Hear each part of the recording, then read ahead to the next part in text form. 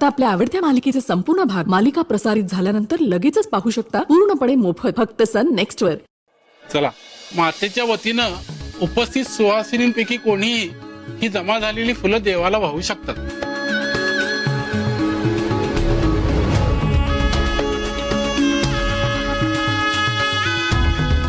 सुंदरी, तू माझ्या वतीने फुलं वाहशील का?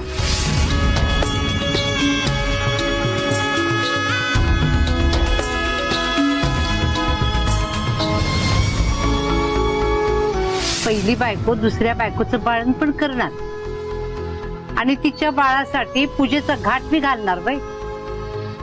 अगं सवत आहे ती तुझी।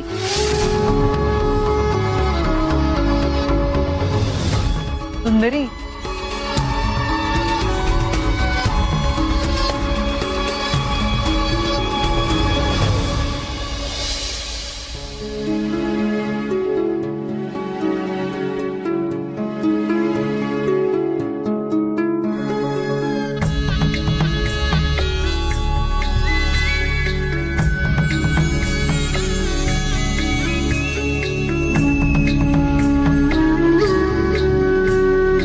हो मॅडम,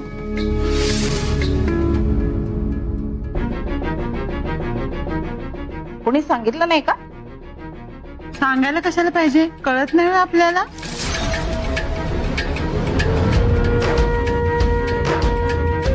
काय झालं? बघा बघा, काही माहितच नाही अहो। मूलबाळ नसलेल्या बायकांनी पुढं पुढं करायचंच कशाला? हो ना, मुलबाळ नसलेल्या बायकांना पुढे जायचंच कशाला?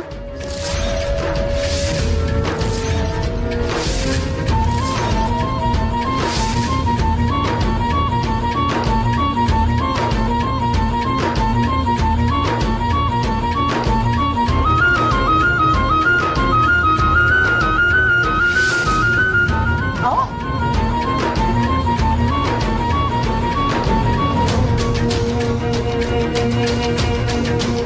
तिच्या लग्नाला 10-15 वर्ष नाही झालेली, आता कुठे 1 वर्ष झालंय। मग असं का बोलायला तुम्ही?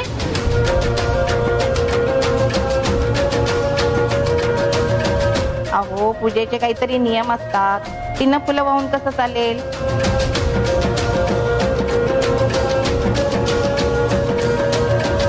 उपयोग काय मग हे सगळं करण्याचा?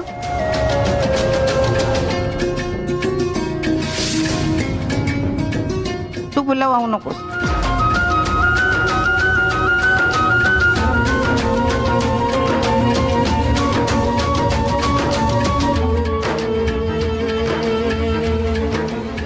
का सुंदरींनी फुलं व्हायची नाहीत?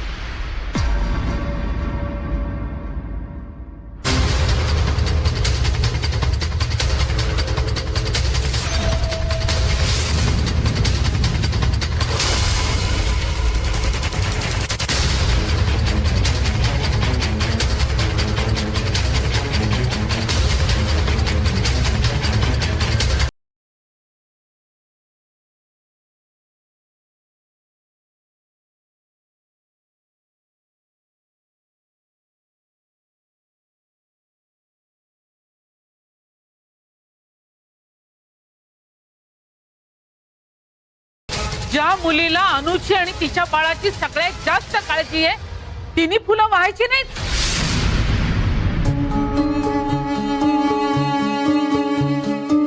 फक्त अनुला बरं वाटावं म्हणून जिने हे सगळं जुळवून आणलं, तिने फुलं व्हायची नाहीत? अत्यंत निस्वार्थी मनानं जिने अनुची सेवा केली, जिचं मन गंगेसारखं निर्मळ आहे, तिला फुलं व्हायचा अधिकार नाहीये?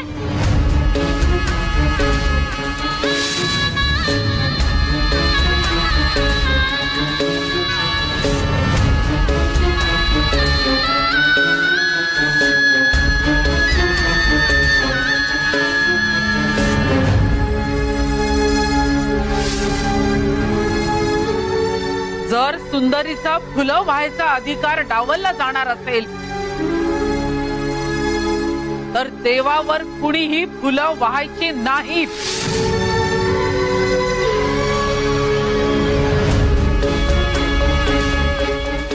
अनुच्या डोक्यावर आशीर्वादाच्या अक्षता टाकायला कुणीही पुढं येणार नाही.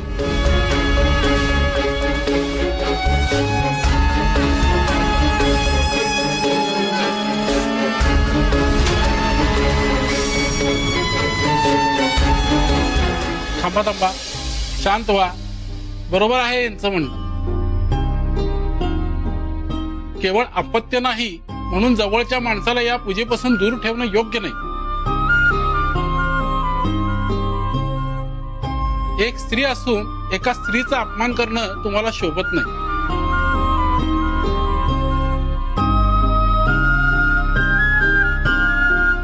आणि काय चुकत असेल तर मी आहे ना सांगायला. इथं माझा अधिकार आहे हे तरी मान्य आहे ना तुम्हाला.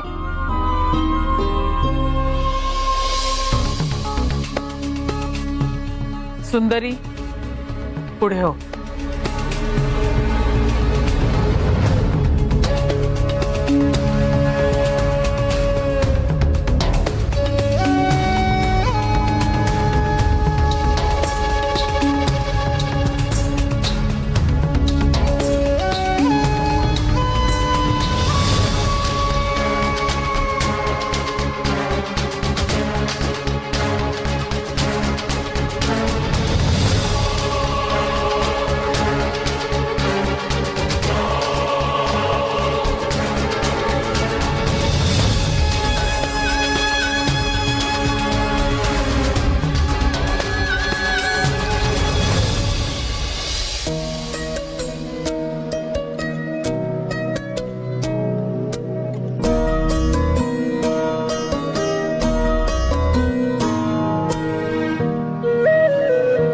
देवा,